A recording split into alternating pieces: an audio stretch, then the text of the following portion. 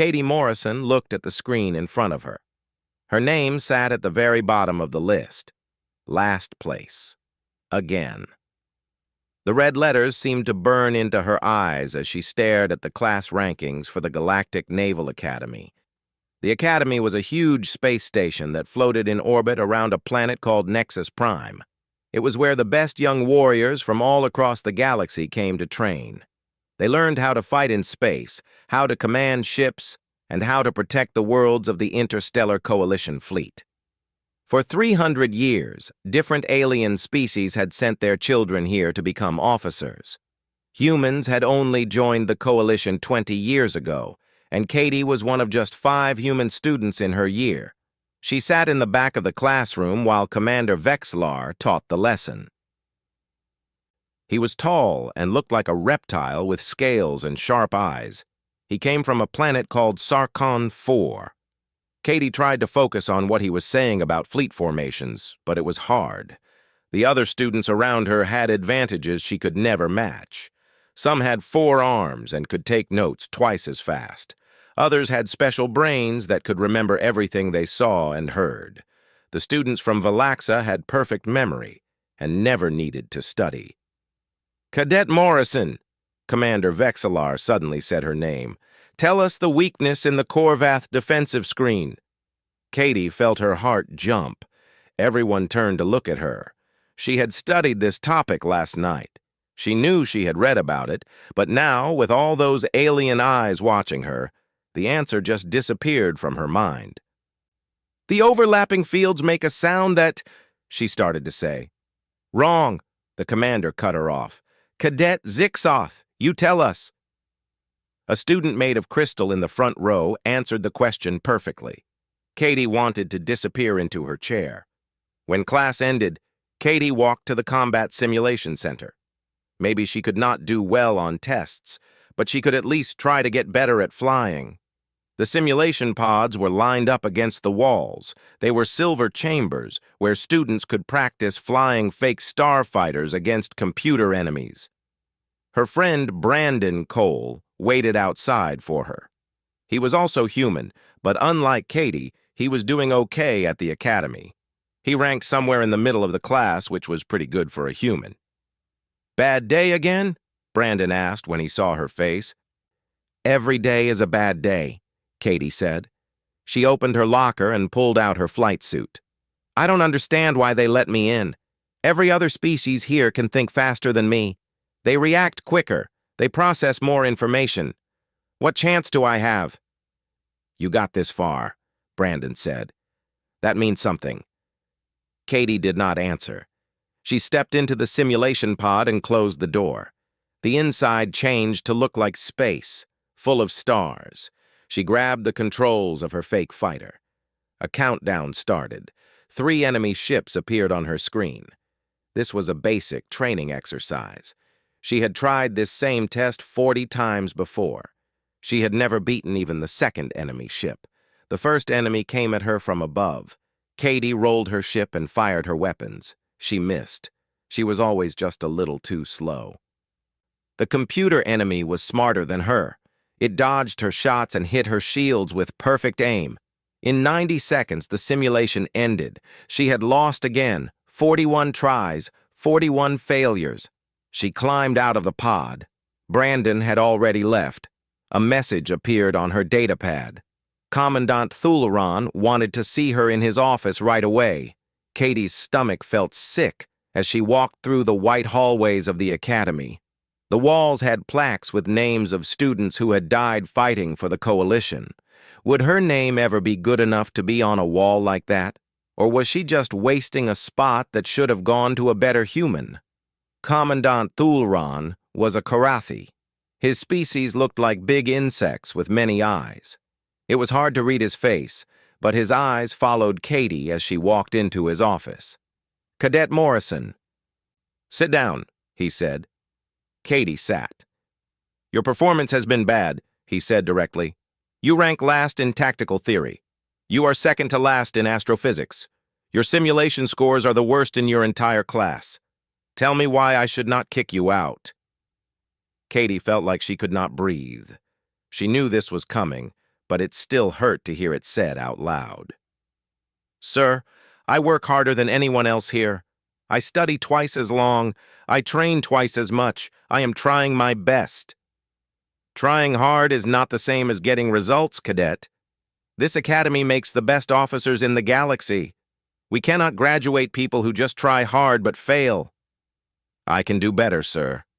I just need more time to learn how things work here." Thularon's head moved slightly.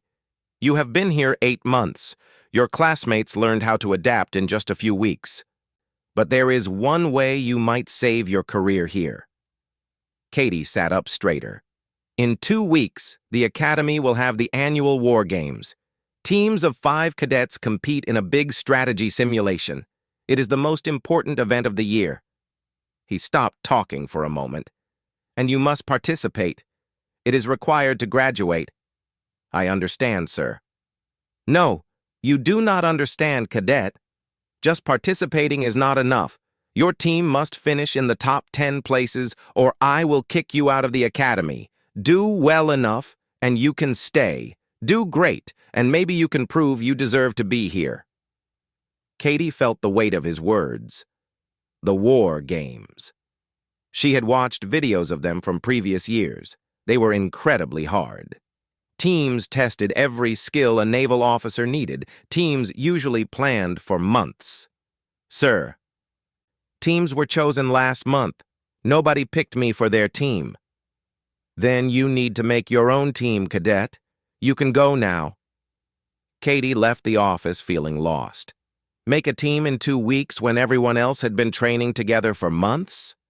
It seemed impossible, but it was also her only hope to stay at the academy. She found Brandon in the dining hall.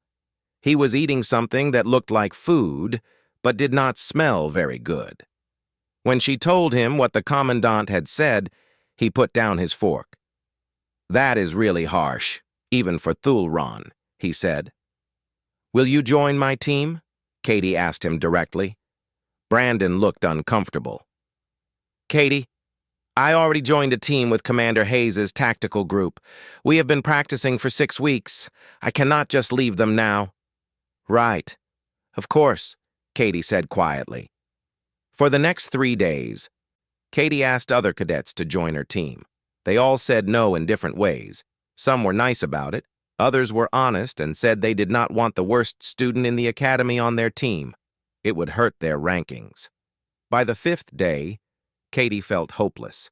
She sat alone in the observation deck looking out at the stars through the big window. Then she heard footsteps behind her. "You are the human who needs a team," a voice said. Katie turned around.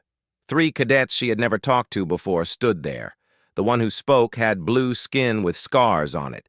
His name was Ryan Kess, and he was a Velian. Next to him stood Amy Chen, another human but from the outer colonies. The third was a huge alien named Torval, who had to bend down to fit through doorways. He was a Graxian.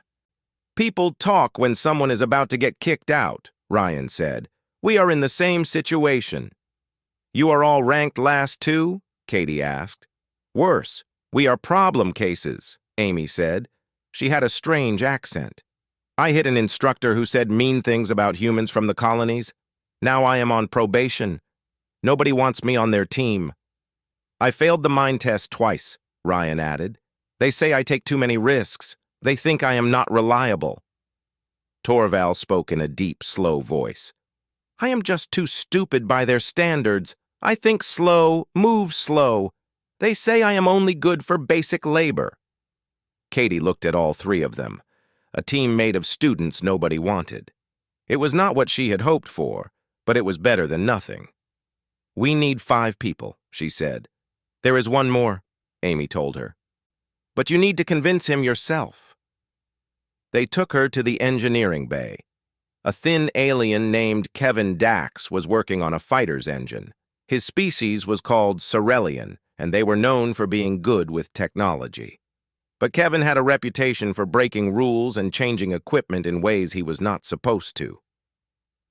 "Not interested," he said before Katie could even speak. "The war games are stupid. They are just a waste of time." We need someone who knows engineering, Katie said. Someone who can think differently than normal. Find someone else. The first team meeting happened in an empty briefing room that smelled strange. Katie stood at the front of the table while her 4 new teammates sat down. Torval had to sit on the floor because the chairs were not strong enough to hold his weight. "So what is our plan?" Ryan asked. His blue fingers drummed on the table.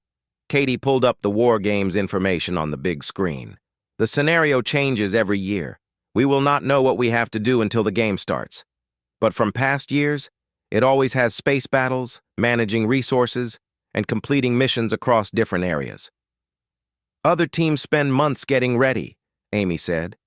"We only have 11 days now. We cannot learn in 11 days what took them months." "Then we do not try to be like them," Kevin said. He leaned back in his chair. "We do something different." "Different how?" Katie asked. Kevin looked thoughtful. "Every team here learns the same tactics. They are taught the same way. They all think the same. So we need to think differently. The teachers will not like us if we ignore the proper way to do things," Ryan said. "Maybe not, but they will like results." Kevin stood up and started walking around. "The War Games measure one thing most: who completes the missions. How you do it matters less than actually doing it." Torval spoke in his deep voice. "What you want is desperate tactics." "We are desperate," Katie said quietly. "All of us. That is why we are here." Nobody said anything for a moment. The truth of those words sat heavy in the room. They were the students who had no other choices. They were the ones people said were too difficult, too slow, too different to fit in. "So we use that," Amy said with a fierce smile. "We are the desperate team. We have nothing to lose." Over the next 3 days, they started to see how unprepared they really were. Normal War Games teams had specific jobs for each person. One person commanded the fleet, another handled tactics, one analyzed intelligence, one managed supplies, one made the big strategy plans. Katie's team had none of these roles clear because none of them were really good at any one thing. But they all had one thing in common: they were stubborn. Katie tried to teach them basic fleet formations. Their practice sessions were terrible. Ryan was too aggressive and attacked too hard. Amy got angry when things went wrong. Torval was always 2 steps behind because he thought slowly. Kevin ignored half the rules in favor of his own ideas, and Katie herself had trouble leading. She was not confident in her commands and kept second-guessing herself. On the 4th day, they tried a basic simulation together for the first time. It lasted only 12 minutes before all their ships were destroyed by the computer enemies.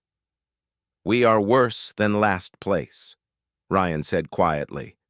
"We are a disaster." Katie wanted to argue, but she could not. He was right. They were not just bad. They were terrible as a team. They could not communicate well. They did not work together. Their strategy was a confused mess. That night, Katie sat alone in the observation deck again. She felt crushed by the weight of failure. She had not just ruined her own chances.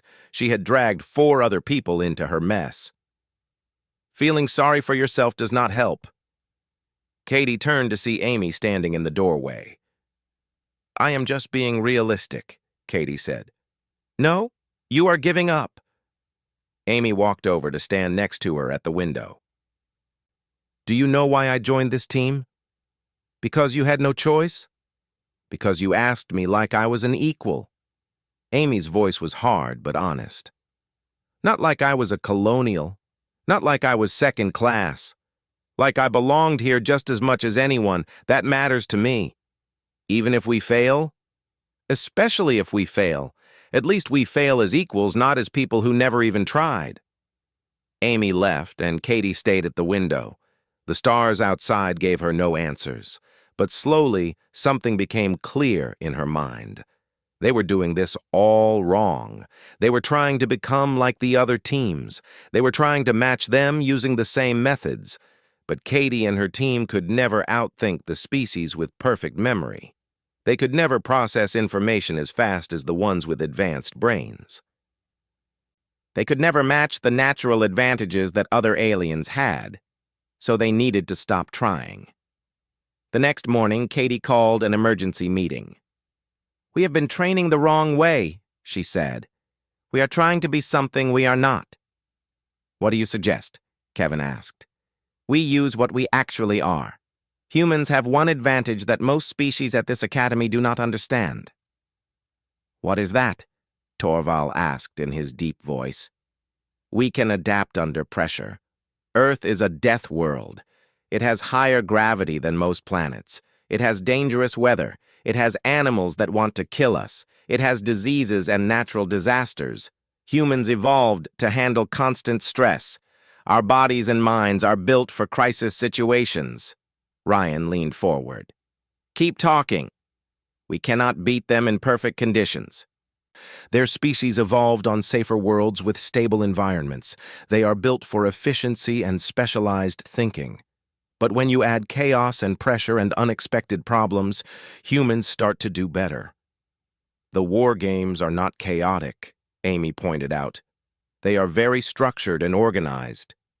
"The scenario is structured," Katie agreed. "But our response does not have to be. Every other team will follow the rules and execute practiced plans. We create the chaos. We become the unexpected element that nobody planned for." "You want us to be unpredictable?" Kevin said with a growing smile. "To make the game chaotic for everyone else." "Exactly. And we use another human advantage. We have endurance. We can work on less sleep and under higher stress for longer than most species here. While they get tired, we keep going." Torval nodded his big head slowly. "This makes sense for why you chose me. Graxians also come from a heavy world, higher gravity than normal. We can endure what others cannot." "And Velians evolved under high radiation," Ryan added. His tactical mind was already working. "We handle hostile environments naturally." Katie felt hope for the first time in days. "We build our strategy around lasting longer, being unpredictable and never giving up. We outlast them. We confuse them. We force them into situations where their advantages do not matter and our disadvantages become strengths." "It is crazy," Amy said. "Yes, it is. I like it." They spent the next week completely changing their approach. Instead of practicing perfect formations, they practiced recovering from disasters. Instead of learning complex tactical moves, they drilled quick adaptation to changing situations. Instead of everyone having one job, they cross-trained so anyone could do anything if needed. Kevin worked on what he called chaos engineering. He found ways to create maximum confusion with minimum resources. Amy focused on aggressive tactics that most academy teaching considered too risky. Ryan developed hit-and-run strategies that relied on speed and unpredictability rather than overwhelming force. Torval became their anchor, the stable element that held positions while others struck quickly. And Katie learned to lead not by careful planning, but by making fast decisions in the moment. Their simulation scores did not improve. By traditional measures, they actually got worse. They lost faster and made more mistakes. But they also started to recover faster and adapt quicker. Sometimes they pulled off moves that left the computer completely confused. 2 days before the war games, Commander Vexillar stopped Katie in the hallway. "Cadet Morrison, I have looked at your team's simulation data." Katie prepared herself for criticism. "It is some of the strangest performance I have ever seen," Vexillar continued. "Your tactical choices make no sense. Your formations are unstable. You have basically no strategy." "Yes, sir." "I look forward to seeing how badly you fail in the war games." His reptile face was hard to read, but Katie thought she heard something like interest in his voice. "It should teach the other students a good lesson about what not to do." He walked away. Katie stood in the hallway alone. The old Katie would have felt crushed by those words. But now, after a week of practicing chaos and unpredictability, she felt something different. She felt determined. Let them expect failure. Let them wait for disaster. The lower their expectations, the less ready they would be for what Katie's team was about to do. The War Games arena was not one single place. It was a huge network of simulators all linked together to create one shared fake battlefield. 20 teams, 100 cadets total, all connected to a computer-generated star system with planets, asteroid fields, space stations, and fleets of fake warships. Katie sat in her command chair. A neural interface connected her brain to the network. Around her in separate pods, her 4 teammates were also linking in. The scenario would begin in 60 seconds. Through her connection, Katie could see the other teams appearing in the fake space. She saw Commander Hayes' tactical group, the team Brandon had joined. They looked professional and ready. She saw the Karathi strategic team that had won last year. She saw teams from many different worlds whose students had trained their whole lives for combat. And then there was her team, the rejects, the misfits, the ones nobody expected to last past the first hour. The mission briefing appeared in her vision. War Games, scenario, contested system. 20 teams assigned random starting positions, 3 planets with strategic resources, 15 military objectives worth different points. 48-hour time limit. Team with highest score wins. Destroyed teams are eliminated. The countdown hit 0. The game began. Katie's team appeared in a debris field at the outer edge of the system. Their fleet had 5 standard frigates, 3 destroyers, and 2 light carriers. Nothing special. Most teams would have similar starting forces. "Give me a status report," Katie ordered. Her team's voices came through the neural link. Ryan said, "Sensors show 2 nearby objectives, 1 mining station, 1 old fortress." Amy said, "Enemy team detected at bearing 270. Looks like the Valaxian Honor Guard." Kevin said, "Fleet systems are good. I have some modifications ready if we need them." Torval said, "Holding position at grid center." Katie looked at the tactical display. The Valaxian Honor Guard was a top-tier team, ranked 3rd in the class. They would be moving toward the same objectives Katie's team could see. Normal strategy would say to secure the nearest objective quickly to start earning points. That is what the Valaxians would expect everyone to do. "Ignore both objectives," Katie ordered. "What?" Amy sounded confused. "We need points. We need surprise more. Kevin, are those modifications ready?" "Yes, but using them will break about 15 safety rules." "Do it. Ryan, plot a course straight toward the system's center at maximum speed. We are not going after objectives. We are going hunting." She could feel the doubt from her team, but they followed orders. Kevin started modifying their ships in ways that made alarms scream. Ryan set a course that would take them past 3 potential objectives without stopping. The Valaxian team, just as Katie predicted, moved toward the mining station. They would capture it, start earning points, and set up a defense. That was standard strategy. Katie's fleet flew past them at speeds that should not be possible with normal frigates. Kevin's modifications had removed safety limits and moved power from life support to engines. In a real situation, it would kill the crew. In a simulation where crews were fake, it was just reckless. "Multiple teams heading for the central planet," Ryan reported. "Looks like 5 teams are going for the main prize." "Perfect. Amy, get boarding pods ready. Torval, ready the point defense guns. We are going to hit them while they fight each other." "That is suicide," Ryan said. "That is chaos," Katie corrected. "And chaos is where we do our best work."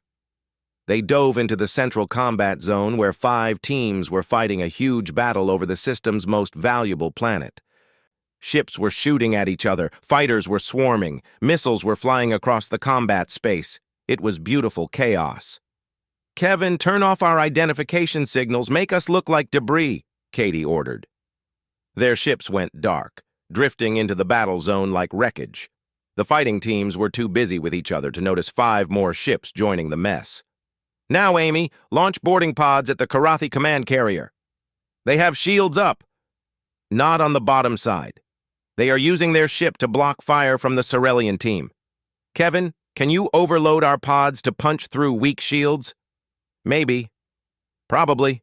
We will find out." The pods launched. In standard teaching, boarding actions were too risky when shields were active. But Kevin's overloaded pods hit with such force that they punched through the weakened shield section like bullets. The Karathi team suddenly had enemy forces inside their command ship. Their organized battle plan fell apart as they had to deal with threats inside while still fighting 2 other teams outside. "Torval, target their engines. Do not destroy them, just disable them." The Graxians' heavy weapons were less accurate than other species could manage. But when you were trying to disable instead of destroy, being less accurate did not matter as much. His shots crippled the Karathi carrier's ability to move. "Ryan, get us out of here. Maximum speed." They ran from the combat zone before the other teams could organize a response. Behind them, the 5-team battle had become a 6-team disaster. The Karathi were crippled and trying to fight off boarders. The other teams were confused about who these new attackers were and whether to chase them or focus on each other. Katie's team was gone before they could decide. "Objective complete," Amy reported. "We grabbed their resource storage from the carrier before we left." Points started showing up on their scoreboard. Not from capturing objectives, but from the chaos they created and the resources they stole. "That was crazy," Ryan said, but his voice sounded excited now. "That was the plan," Katie replied. "We cannot win by playing their game, so we changed the game." Over the next 12 hours, Katie's team became a nightmare for the other competitors. They did not hold territory. They did not defend objectives. They attacked fast, caused chaos, stole resources, and disappeared before anyone could fight back properly. Kevin's modifications got more extreme with each fight. Ships that should not be able to do certain moves suddenly could. Systems that should not work together functioned in ways that broke normal engineering rules. Amy led boarding actions that should have failed, but won through pure aggressive boldness. Ryan plotted courses that took them through asteroid fields and radiation zones that other teams avoided. Torval became their stable anchor point, the one constant in their ever-changing tactics. And Katie learned to command from gut feeling rather than doctrine, making split-second decisions that only made sense in the chaos they created. By the 24-hour mark, they had moved from last place to 12th. Not great, but better than anyone expected from them. That was when the other teams started to notice. Commander Hayes' tactical group, currently ranked 5th, sent a message on an open channel. "Unknown team doing hit-and-run tactics, identify yourself." Katie smiled. "Kevin, keep our signals dark. Let them guess."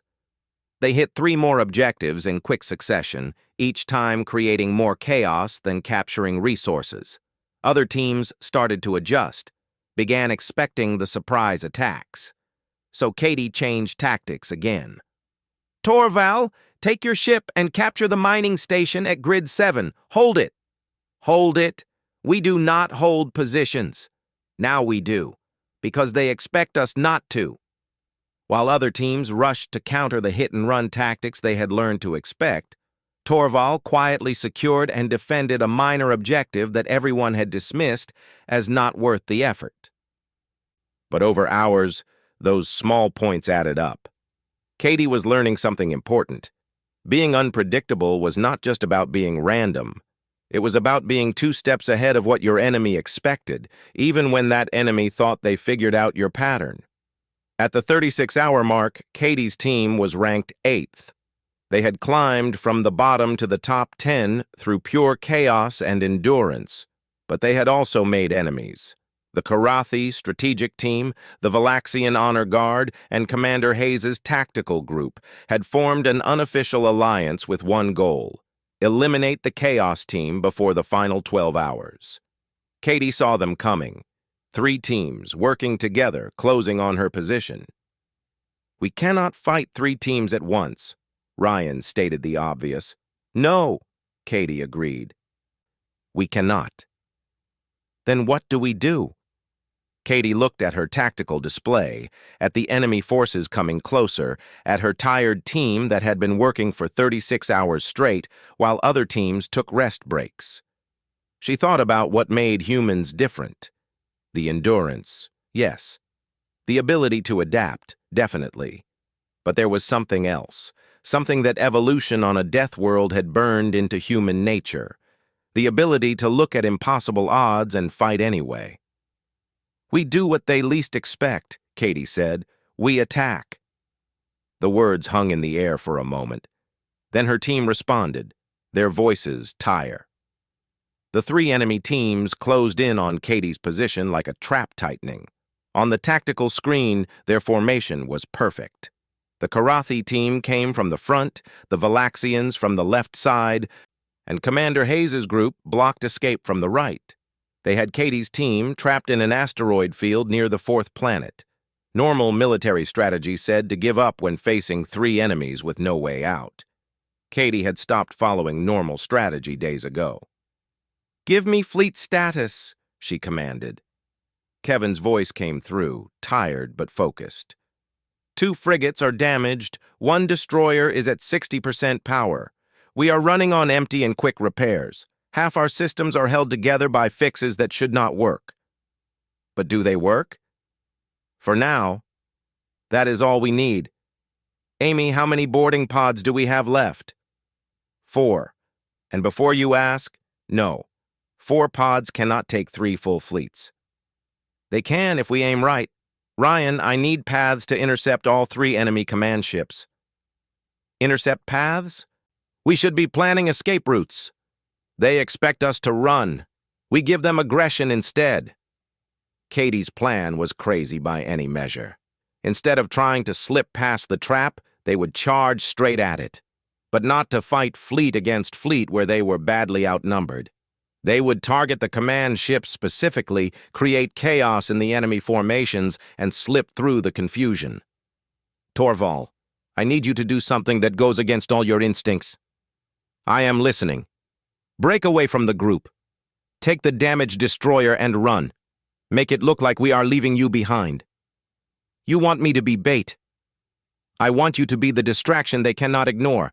A lone, damaged ship running from battle. They will send someone after you, probably Hayes's team, since they are in position to catch you.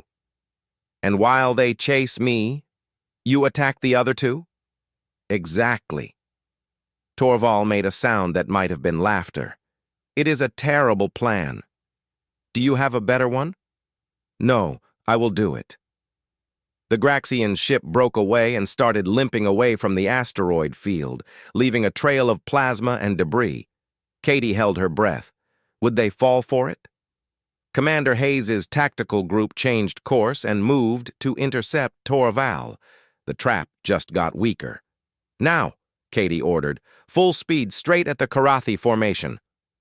Their ships accelerated at speeds that made every safety alarm go off. Kevin had stripped every non-essential system to push their engines past safe limits. If this was a real battle, they would be killing their crews with radiation and force. In the simulation, they were just breaking every rule. The Karathi team saw them coming and changed their formation to receive the attack, exactly as Katie hoped. They were thinking about fleet combat, about proper spacing and weapon ranges. They were not thinking about boarding pods. Amy, launch on my signal. Target their command ship and the Valaxian flagship. Kevin, the moment those pods launch, I need every bit of power to maneuvering. We will be sitting targets for at least 30 seconds. 29 seconds too long then. Amy, go. The pods launched. Katie's ship suddenly lost forward speed as power went from engines to the pod's launch systems. They became easy targets for exactly 28 seconds. The Karathi and Valaxian teams opened fire. Katie's shields took heavy damage. One frigate exploded in a flash of fake plasma. but the boarding pods reached their targets. Amy's voice came through. "We are in. Katie, what do you need?" "You have 90 seconds. Cause as much damage as possible, then get out." Amy and her fake boarding teams tore through the enemy command ships like a storm. They were not trying to capture the ships. They were trying to create maximum chaos in minimum time. Fire systems were triggered. Life support was damaged. Command networks were disrupted. The enemy fleets suddenly found their teamwork falling apart as their command ships went into crisis mode. "Getting out now," Amy reported. "Kevin, get us out. Plot a course through the Valaxian formation. They will be too confused to target well." Katie's remaining ships blazed through the gap in the Valaxian line. Return fire was scattered and poorly aimed. They took damage, but made it through. Behind them, the two enemy fleets were in chaos, trying to fix their command problems and organize pursuit. "Ryan, where is Torval?" "Leading Hayes' team on a chase through the radiation belt around the third planet. They are catching up to him. Tell him to stop at the belt's edge. We are coming to help." They caught Hayes' team from behind while they focused on Torval. It was not a fair fight. 3 ships against 8. But Katie had stopped trying to fight fair. Kevin had modified their remaining weapons to release all their energy in quick bursts. Instead of steady fire, they unleashed devastating strikes that overwhelmed shields through sheer instant damage. It was very inefficient, but efficiency did not matter when you needed immediate results. 2 of Hayes' ships went down before they could react. The others turned to face this new threat, and in that moment of distraction, Torval reversed course and hit them from the other side. "Brandon, stand down," Katie sent on an open channel. "You cannot win this." There was a pause, then Brandon's voice came back. "Katie, this is your team?" Surprised? "Actually, no. This chaos has your style all over it." She could hear him smiling. "But I cannot just give up. We need the points. Then we do this the hard way." The battle was short and brutal. Katie's team was running on empty, but Hayes' group had been outmaneuvered and surprised. When it ended, Hayes' team was eliminated, and Katie's ships were barely functioning. "Rejoin formation," Katie ordered Torval. "We need to disappear before the Karathian Valaxians reorganize." They limped into a dense asteroid cluster and shut down all extra systems. On the tactical screen, Katie could see the 2 remaining enemy teams searching for them. But in the sensor-blocking asteroids, with their power low, they were effectively invisible. "How long can we stay hidden?" Ryan asked. Katie checked the mission timer. 8 hours remained in the war games. They were currently ranked 5th. The Karathi team was first, the Valaxians were second. "We cannot hide for 8 hours," she admitted. "They will find us eventually, and we are in no shape for another big fight." "Then what do we do?" Amy asked. Katie studied the tactical situation. Most of the objectives had been captured. The teams in the lead were holding high-value positions and earning points through control rather than action. Normal endgame strategy was to defend your positions while earning points. Let the clock run out while keeping your lead. That was what the top teams would do. "Kevin, can you get our ships working for one more major fight?" "Define working." "Moving and shooting." "Maybe. What are you thinking?" Katie highlighted the central planet on the screen. "The Karathi team is holding the main objective. It is worth the most points per hour. If we take it from them in the next hour, we can close the point gap a lot." "We tried attacking them before. It did not go well. That was before they were damaged from our boarding action. And before we had 8 hours of information on how they fight." Ryan leaned forward in his interface. "You want to attack the first-place team directly with 4 broken ships and 8 hours left in the game? I want to take their objective while they expect us to hide and recover. One major attack, maximum chaos, grab the objective and hold it for the time remaining." "That is not hit and run," Torval pointed out. "That is staying in one place. Sometimes you need to know when to stop running and make a stand." Amy laughed, a sharp sound over the neural link. We have spent 40 hours being unpredictable. So now we do the most predictable thing possible, a direct attack on a defended position. They will never see it coming because it is such a bad idea. Is that a yes? Katie asked. I did not join this team for smart plans. Let us go. The next 6 hours were a blur of desperate combat. Katie's team hit the Karathi position with everything they had left. The battle was not pretty. There were no clever tactics, no brilliant moves. It was just stubborn determination against solid defense. Humans evolved to endure, to keep fighting when their bodies wanted to quit, to push through exhaustion and pain and fear because survival demanded it. The other species at the Academy had advantages in speed, in processing power, in special abilities, but none of them had been shaped by a planet that tried to kill them every day. Katie's team fought for 6 straight hours without stopping. Ships were destroyed and brought back using their limited reinforcement points. Positions were taken, lost, and retaken. Kevin's quick repairs failed and were fixed again. Amy led boarding action after boarding action. Ryan plotted attack runs that should not work, but somehow did. Torval held positions that should have fallen, but did not. The final 2 hours of the war games felt like the longest time in Katie's life. Her team held the central objective, but they were like a wounded animal surrounded by hunters. 3 teams remained in the competition besides hers, and all of them knew that taking the central planet was their only path to victory. Katie's ships formed a defensive ring around the planet. They had 1 destroyer, 3 frigates, and spare parts held together by hope, and Kevin's increasingly creative fixes. Message coming in, Ryan reported. The Valaxian Honor Guard wants to talk. Katie almost laughed. Put them through. The Valaxian team leader's voice came over the channel, clear and precise. Cadet Morrison, your performance has been impressive, but you cannot hold against 3 teams for 2 hours. Give the objective to us, and we will make sure you finish in 2nd place. That is enough to meet your graduation requirements. It was a smart offer. 2nd place would save Katie from being kicked out of the academy. She would not be dismissed. Her team would be recognized as good enough. Everything she had been fighting for would be secured. No, thank you, Katie replied. We are holding this position. That is foolish. You are outnumbered and outgunned. Story of my life. Morrison out. Amy's voice came through the team channel. We could have taken that deal. We could have, Katie agreed, but we did not come this far to settle for 2nd place. We came to win. Even if winning is impossible? Especially then. The first attack came from the Corellian technical team, ranked 4th. They came carefully, using long-range weapons to try to break the planet's defenses. Kevin had expected this. He had spent the last hour setting up every piece of debris, every disabled ship, every piece of junk in orbit around the planet with homemade explosive charges. When the Corellian team entered the best weapons range, Katie gave the order. Blow everything.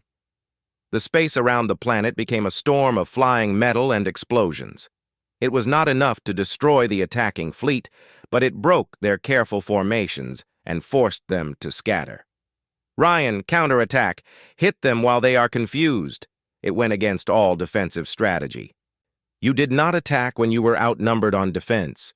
You held your ground and saved your strength. But Katie had learned that human warfare was not about following the rules. It was about breaking them in ways your enemy did not expect. The counterattack drove the Corellian team back with heavy damage. They retreated to regroup, buying Katie's team another 20 minutes. 70 minutes left. The Valaxian Honor Guard tried next. They were smarter, using small fighters to test the defenses before sending in their big ships. It was textbook attack strategy. Amy was ready for textbook. She launched their last boarding pods not at the enemy ships but at the fighters themselves. The pods were not designed for fighting small ships. They were too slow, too clumsy. But when piloted by someone with enough aggressive disregard for safety, they became improvised missiles. Amy's teams detonated the pods in the middle of the fighter swarms, creating chaos and forcing the Valaxians to stop their attack. 45 minutes left. Katie's team was running on nothing but determination now.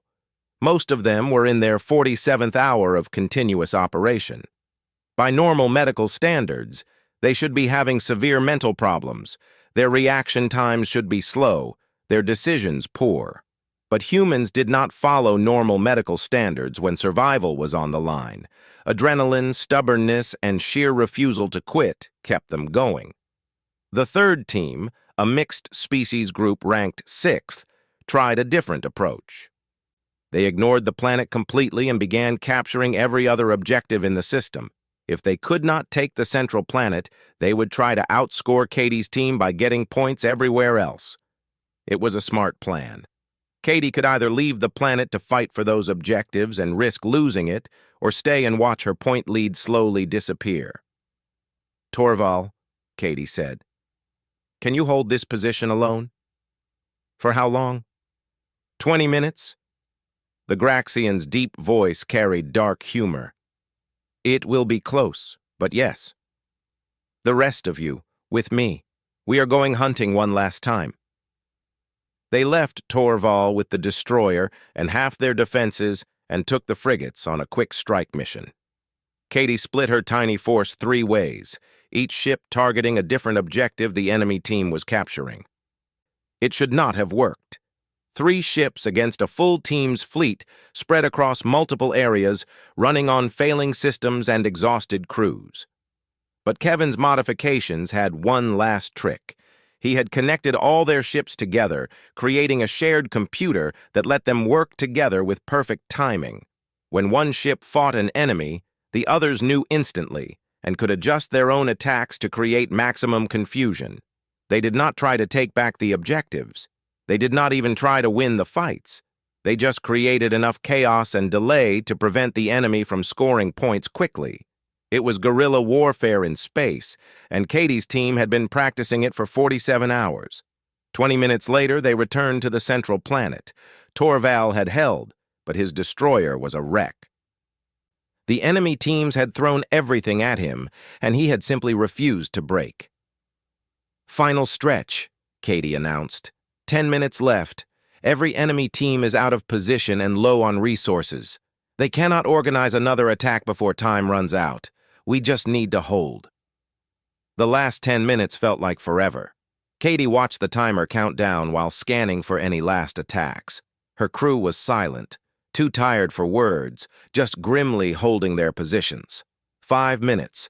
The Valaxian team made one desperate rush, trying to trade ships for a lucky shot that might break the planetary defenses.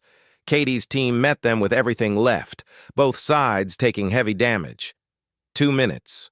The Cerelian team sent a surrender message and pulled back from combat. They could not reach the planet in time to matter. 1 minute.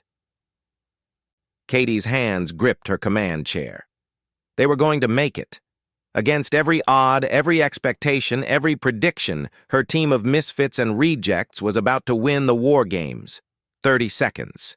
Amy's voice came through, quiet but fierce. "We did it!" "Not yet," Katie warned. 10 seconds. 9, 8, 7, 6, 5, 4, 3, 2, 1. The simulation froze. Katie's neural interface disconnected, and she found herself back in the physical pod, blinking in the sudden light. Her body hurt, her head pounded. She felt like she had been awake for a week. The pod door opened, and she stumbled out into the War Games arena. Around her, other pods were opening. Students emerged, some celebrating, some disappointed, all exhausted. The main screen showed the final rankings. First place, Morrison Team, 8,147 points. Second place, Valaxian Honor Guard, 8,201 points. Third place, Karathi Strategic Team, 7,956 points. Katie stared at the screen, not quite believing it. Her team had won. The student ranked last in the academy had just led her team to victory in the War Games.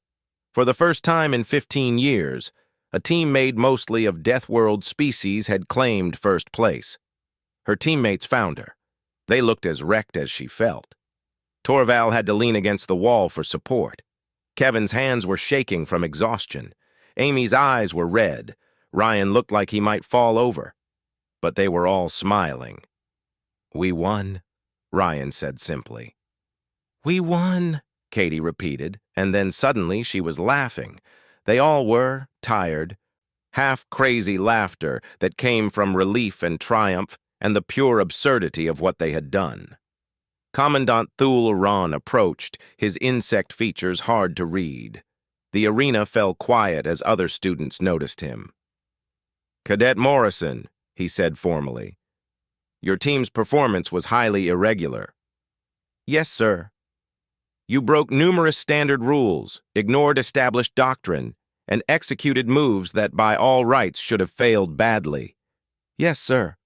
"It was also the most innovative tactical display I have seen in 20 years of running these games." His head tilted forward in what Katie had learned was a gesture of respect. "You adapted to your team's limitations, used your opponent's expectations against them, and showed exactly the kind of creative problem-solving we need in coalition officers." He extended one of his limbs. Katie shook it, human style. "Congratulations, Cadet Morrison. You have earned your place at this academy." Over the next weeks, things changed for Katie. She was no longer the student everyone pitied or dismissed. Her rankings in theory classes remained average, but her practical scores improved a lot. More importantly, she had proven something important. She had proven that being different was not the same as being worse. The academy began to change its training programs, adding lessons from Katie's approach.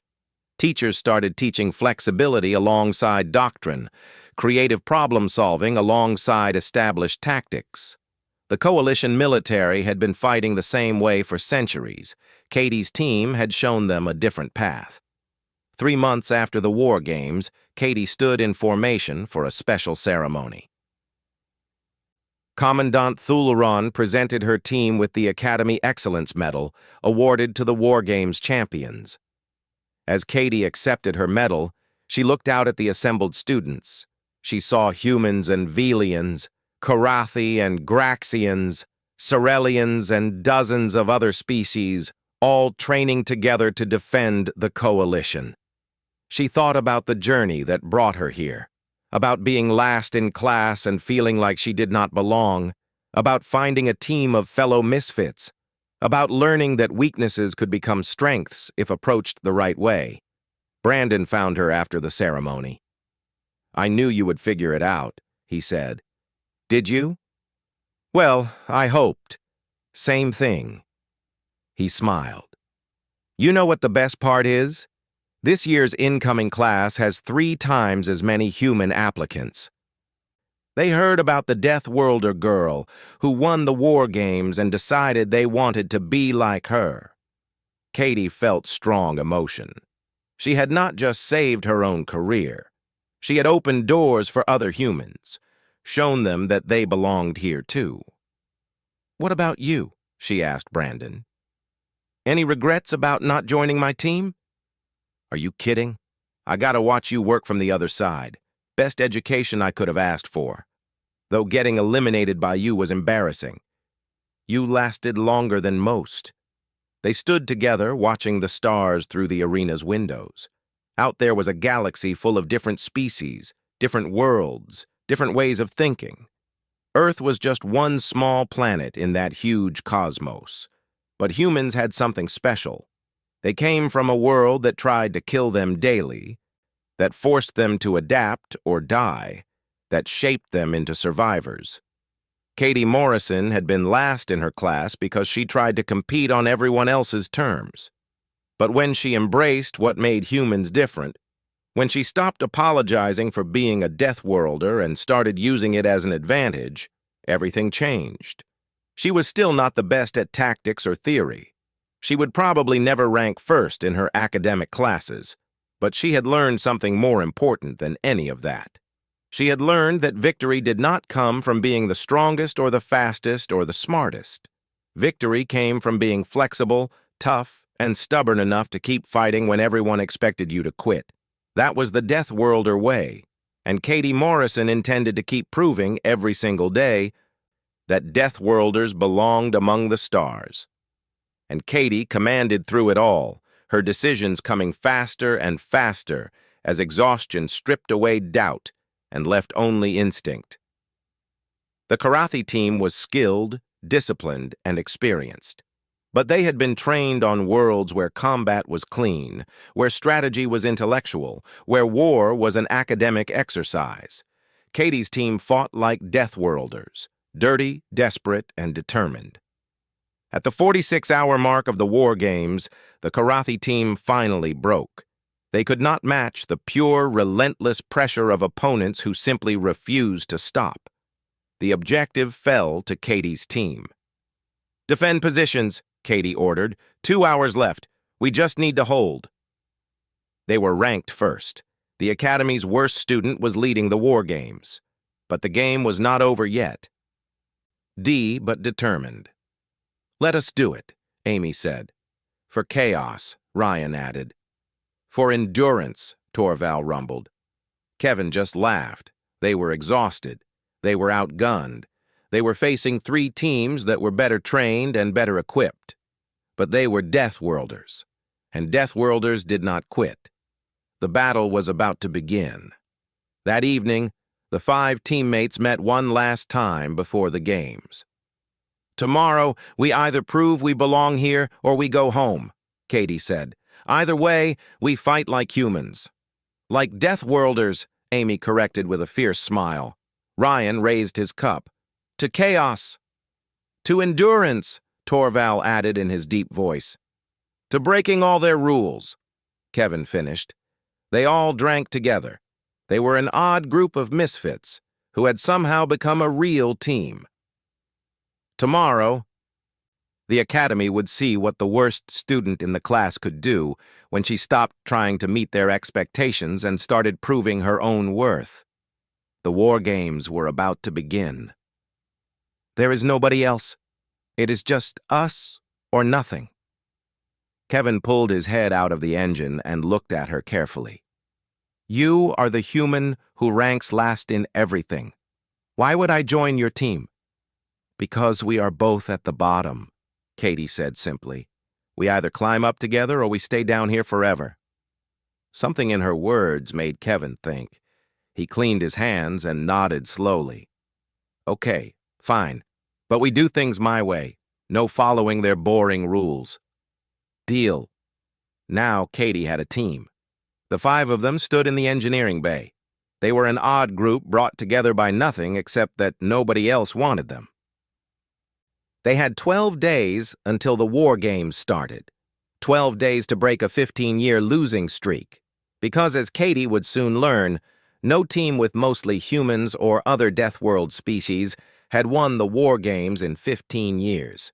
The odds were terrible, but Katie was used to that by now.